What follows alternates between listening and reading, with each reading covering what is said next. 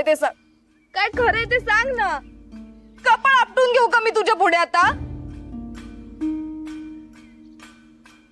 दादा बोल ना दादा.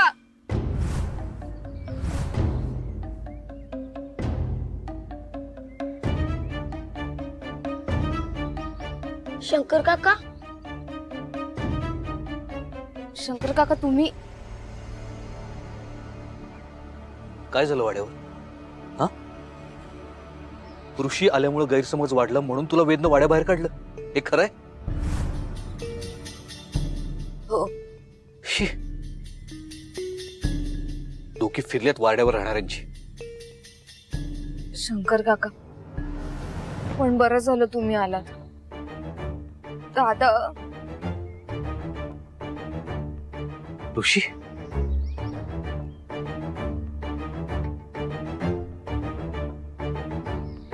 ऋषी, अरे शंकर काका बघा ना, विचित्र वागतोय तो. मला वाटलेलं दादा आलाय तर सगळ्या प्रश्नांची उत्तरं मिळतील, सगळे गैरसमज दूर होतील. पण हा काही बोलतच नाहीये, गप्प बसलाय नुसता. ऋषी बघ, तुझ्या बाबतीत जे काही झालं ते अत्यंत वाईट होतं, पण जे काही खरंय ना ते सगळं सांग, म्हणजे सगळे गैरसमज दूर होतील. अरे कुठे गेला होतास तू? हा, आणि ती खोतांच्या सुडाची चिठ्ठी लिहिली आहे ती तू लिहिली होतीस?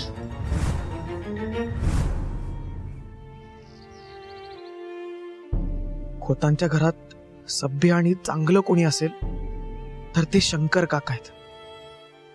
काकांशी कसं खोटं बोलू मी? काय करू काही समजत नाहीये मला. शंकर काका विचारा तुम्ही त्याला.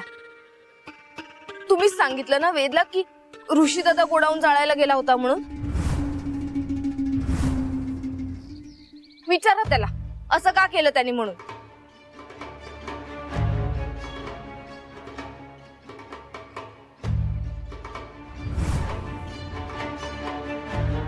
हे बघ ऋषी, तुला नलीच्या प्रश्नांची उत्तरं द्यावी लागतील. तू गोडाऊन जाळायला गेला होतास? ऋषी बोल. हो, मी खरंच तिथे गेलो होतो गोडाऊनला आग लावायला, कारण मला सगळं जाळून टाकायचं होतं. मग का नाही लावलीस? का नाही जाळून टाकलंस? दादा उत्तर दे ना आता. काय उत्तर देणार तू नली? त्याच्याकडे उत्तरच नाहीये.